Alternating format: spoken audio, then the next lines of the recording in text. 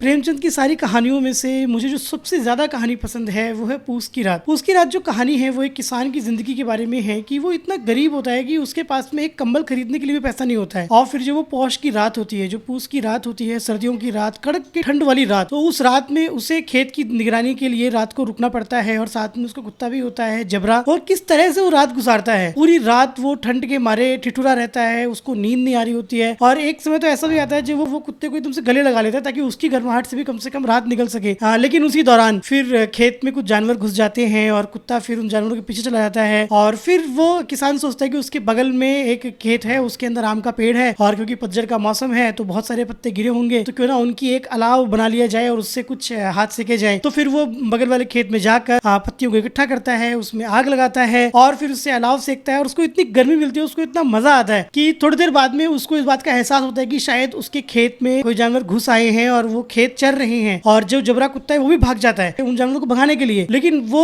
उस आग के पास इतना अपने आप को सहज महसूस करता है, इतना उसे अच्छा लगता है कि वो उस आग को छोड़ के नहीं जा पाता और वो आग को छोड़ने की कोशिश करता भी है। लेकिन फिर एक ठंडी हवा का झोंका आता है और वो बेचारा फिर वहीं बैठ जाता है और पूरी रात जानवर उसकी खेत को चरते रहते हैं और वो बेचारा वो आग को छोड़ नहीं पाता। और ये इतनी दिल तोड़ने वाली तो कहानी है ही, मगर वो इतनी शानदार तरीके से कहानी लिखी गई है और उसका जो अंत है, जो आखिरी लाइन है, वो इस चीज को दर्शाती है कि किसान होना कितना बुरा है हमारे देश में। और अगर आपने ये कहानी नहीं पढ़ी है तो आपको ये कहानी पढ़नी चाहिए और कहानी पढ़ने का लिंक मैं कमेंट में पिन कर दूंगा।